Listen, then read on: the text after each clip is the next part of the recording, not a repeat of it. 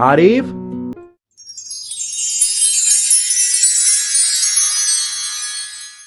मैसो नगर में सिकंदर नाम का एक व्यक्ति रहता था। सिकंदर बुद्धि का बहुत ही तेज था। उसे नई नई किताबें पढ़ना बहुत पसंद था। वो हर प्रकार की किताबें पढ़ा करता था और नई नई जानकारी प्राप्त किया करता था। मैसो नगर में एक ही पुस्तकालय था, वो भी सिकंदर के घर से बहुत दूर था। सिकंदर को इस बात से कोई समस्या नहीं थी। वो सुबह सुबह कुछ खाने पीने की चीजें लेकर पुस्तकालय चला जाया करता था और वहीं पूरा दिन गुजारा करता था। एक दिन सिकंदर पुस्तकालय में बैठकर किताबें पढ़ रहा था। तभी उसकी नजर एक जादुई किताब पर पड़ी। उस किताब पर बहुत धूल जमी थी। ऐसा लग रहा था जैसे सालों से उसे किसी ने हाथ ही नहीं लगाया हो। सिकंदर ने तुरंत उस किताब को उठा लिया और उसे साफ करके पढ़ना शुरू कर दिया। सिकंदर को वो जादुई किताब बहुत ही अच्छी लगने लगी। उस किताब में जादुई चीजों के बारे में दिया हुआ था। सिकंदर मन लगाकर किताब को पढ़ने लगा। वो किताब बहुत ही मोटी थी, इसीलिए सिकंदर उसे हर रोज पढ़ता था और नई नई जादुई चीजों के बारे में जानता था। अब किताब खत्म ही होने वाली थी। आखिरी के कुछ पन्ने ही बचे थे। तभी सिकंदर ने जादुई शेर के बारे में पढ़ा। सिकंदर ने सोचा, क्या सच में जादुई शेर होते हैं? यही सोचकर सिकंदर दिलचस्पी से जादुई शेर की बातों को पढ़ना शुरू कर दिया। तभी उसने देखा कि अंत में उस जादुई शेर तक पहुंचने का रास्ता बताया गया था। क्या करूं? एक बार यहाँ जाकर देखूं क्या? सिकंदर ने मन बना लिया कि वो जादुई किताब में दिए हुए रास्ते की मदद से जादुई शेर तक पहुंचेगा। उसने किताब को अपने हाथ में लिया और उसी रास्ते पर निकल पड़ा। रास्ता तक पहुंचने के लिए किताब में कई प्रकार के संकेत दिए हुए थे। उन्हीं को मानता हुआ सिकंदर एक जगह आ पहुंचा। सिकंदर ने देखा उसके आसपास जंगल ही जंगल हैं। सिकंदर बहुत डर गया। वो सोचा, ये मैं कहाँ आ गया हूँ? अब वापस अपने नगर कैसे जाऊंगा? पता नहीं इस किताब ने मुझे कहाँ पहुँचा दिया है। सिकंदर ने एक बार और उस किताब को पढ़ा, यह जानने के लिए कि क्या सच में यहाँ जादुई शेर है। किताब में लिखा था, जहाँ अब आप पहुँच गए हैं वहीं किसी बड़े पेड़ के पास मिट्टी खोदने से जादुई शेर मिलेगा। सिकंदर कहता है, अरे ये कैसे हो सकता है? मिट्टी के अंदर जादुई शेर? सिकंदर आसपास कोई बड़ा पेड़ खोजने लगा। सिकंदर को जंगल में एक बहुत ही बड़ा पेड़ दिखा। सिकंदर उस पेड़ के पास आया और वहां आकर उसके आसपास की मिट्टी खोदने लगा। तभी सिकंदर को एक लकड़ी का शेर का छोटा सा पुतला मिला। हाँ, ये क्या बात हुई? इतना मेहनत करने के बाद ये छोटा सा शेर मिला, वो भी लकड़ी का। सिकंदर ने अच्छे से किताब पढ़ लिया, लेकिन उसे कुछ ऐसा नहीं मिला जिससे वो जादुई शेर का पता लगा सके। जब वो किताब बंद करने जा रहा था, तभी उसकी नजर एक छोटी सी लिखावट पर पड़ी। वहां लिखा था, जो लकड़ी का शेर तुम्हें मिला है उसके आंख पर अपनी उंगली लगाओ, वैसे ही वो असली शेर में बदल जाएगा और तुम्हारा वफादार बन जाएगा।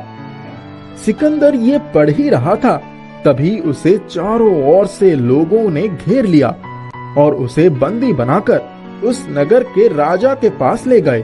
राजा सिकंदर से बोला, ए घुसपैठिए, तुझे किसने भेजा है? तू हमारा दुश्मन बनकर हमें यहाँ कष्ट पहुँचाने आया है ना? बोल, किसने भेजा है तुझे? बोल, नहीं तो जान से हाथ धो बैठेगा। सिकंदर कहता है, जी नहीं, मैं घुसपैठिया नहीं हूँ। मैं तो किसी चीज की तलाश में यहाँ आ गया हूँ। मैं आपका दुश्मन नहीं हूँ, मैं तो आपको जानता भी नहीं हूँ।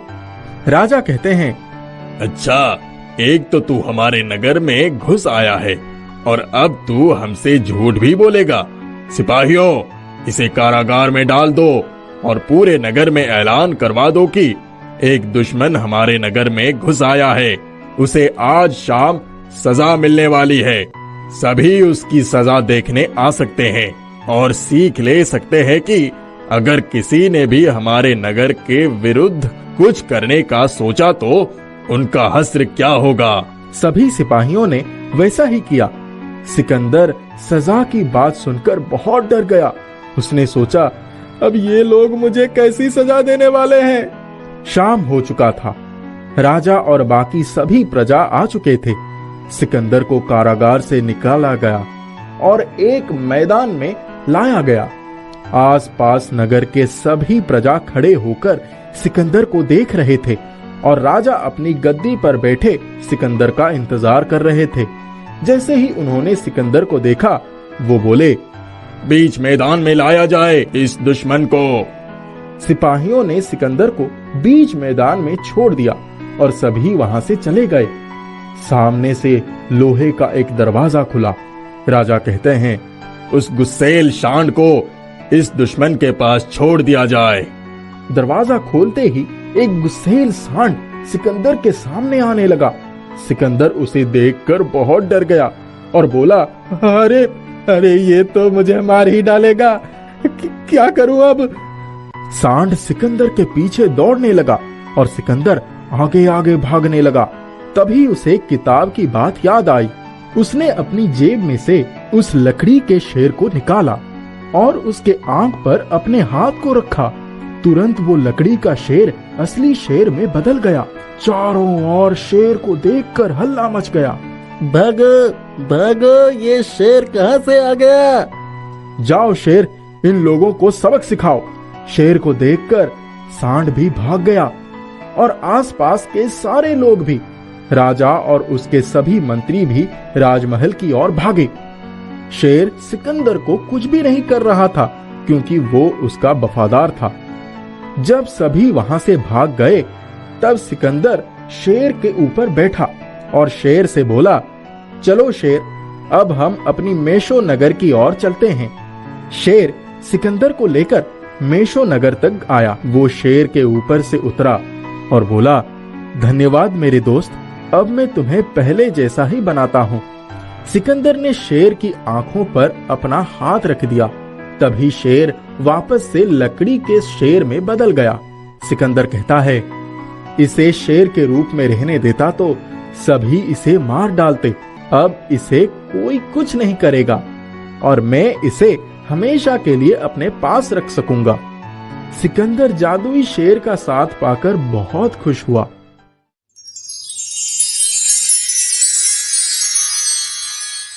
रिया अपने माता पिता की इकलौती और लाडली बेटी थी।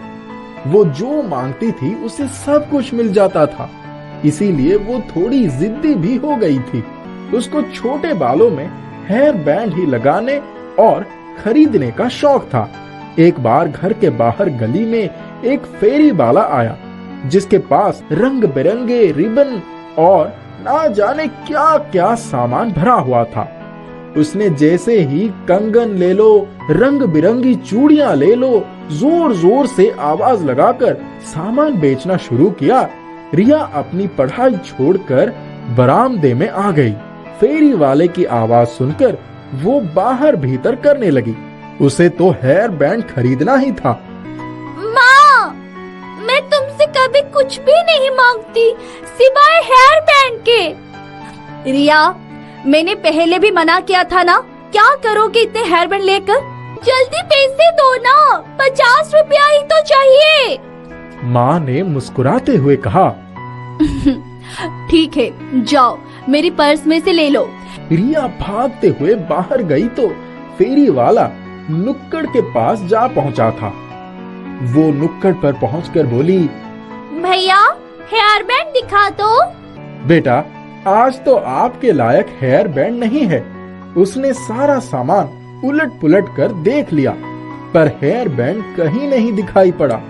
अचानक उसकी नजर किसी चमकीली चीज पर पड़ी तो उसने उसे निकाल कर देखा।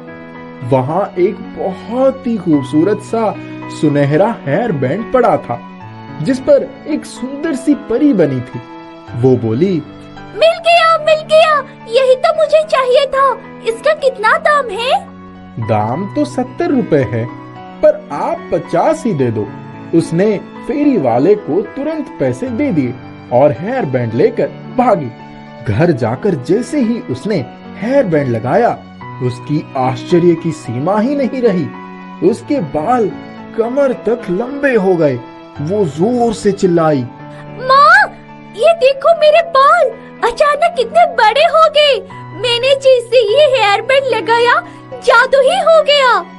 उसकी माँ आश्चर्य से उसके बालों को छू छू कर देखने लगी कि कहीं रिया मजाक तो नहीं कर रही है। लेकिन उसके घने रेशमी बाल बहुत ही खूबसूरती से लहरा रहे थे। दोनों माँ बेटी पागलों की तरह हंसने लगी। उसकी माँ ने कहा, अच्छा, दे जरा मैं भी लगा कर देखूं तो सही, क्या सचमुच ये हेयर बैंड जादुई है?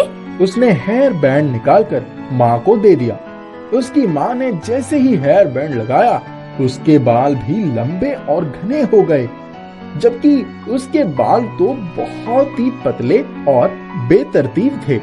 वो तो खुशी के मारे शीशों के सामने खड़ी होकर बालों को बार बार लहराने लगी। तभी दरवाजे की घंटी बजी। रिया भाग कर गई तो उसके पापा खड़े थे। रिया जाकर पापा से लिपट गई और बोली, पापा, मेरे बाल देखो कितने लंबे हो गए। उसके पापा भी उसके घने और लंबे बालों को देखकर आश्चर्यचकित हो गए। कितनी बार तो उन्होंने उसकी फरमाइश पर तरह तरह के तेल और दवाएं खुद उसको लाकर दी थी। आज अचानक कैसे उसके बाल इतने घने और लंबे हो गए। तब तक उसकी माँ भी अपने लंबे बालों को लहराती हुई आ गई।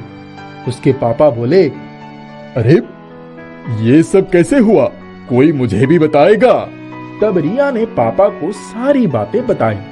उन्होंने रिया को छेड़ने के लिए कहा, अच्छा, कल फिर से फेरी वाला आएगा और कहेगा इस हेयर बैंड की कीमत तो 1000 रुपए थी, उसने गलती से दे दिया था। रिया ठुनकते हुए बोली, नहीं पापा, ऐसा नहीं हो सकता। उस रात रिया को नींद ही नहीं आ रही थी। जब बहुत देर के बाद उसे नींद आई तो उसने सपना देखा कि जो परी उस हेयर बैंड पर बनी थी वो आई और बोली, रिया, तुमको लंबे बालों की बहुत इच्छा थी ना? अब तुम्हारी इच्छा तो पूरी हो गई।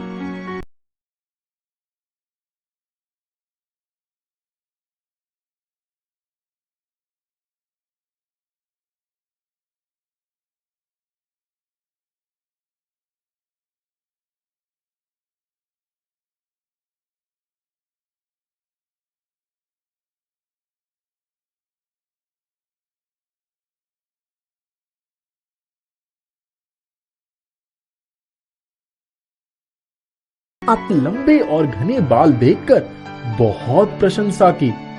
वो अपनी सहेली मधु को एक कोने में ले गई और उससे बोली, तुझे भी तो लंबे बालों का बहुत शौक है ना? चल आंखें बंद कर, मैं तेरे बाल भी लंबे कर देती हूँ। मधु ने झट उसकी बात मानकर आंखें बंद कर ली और रिया ने उसको हेयर बैंड लगा दिया। मधु के बाल भी लंबे हो गए। अब तो रिया को बड़ी खुशी हुई कि उसकी सहेलियों में उसकी नाक ऊंची हो जाएगी। उसे थोड़ा थोड़ा घमंड भी होने लगा, क्योंकि जब नीरा और जीनत ने उसे अपने बाल लंबे करने को कहा तो वो बोली, आज नहीं, आज मैं बहुत थक गई हूँ। बेटा, जरूरतमंदों की सहायता करने में कभी घमंड नहीं होना चाहिए। जिससे हम लंबे बालों के लिए तरस रहे थे, वैसे ही बहुत से लोग ऐसे हैं जिन्हें इस हेयर बैंड की जरूरत होगी। तुम निस्वार्थ भाव से सबकी सहायता करो। परी ने शायद तुम्हें ही इस काम के योग्य समझा है, तभी तो ये हेयर बैंड तुमको दिया है। रिया की समझ में आ गया था कि वाकई परी ने उसे ही अगर माध्यम चुना है तो कोई तो बात होगी।